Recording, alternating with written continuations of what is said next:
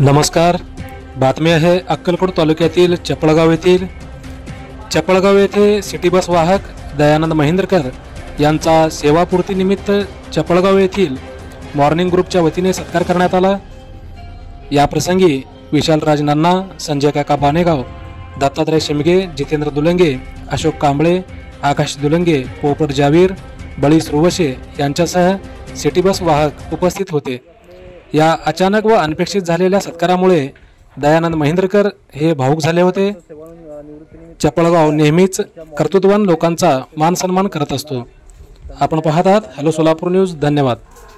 दुलंगे, अशोक कांबळे, पोपटराव, सिद्धवाणा भंगे यांच्या हस्ते आम्ही एक छोटखानी सत्कार समारंभ आयोजित केलं होतं.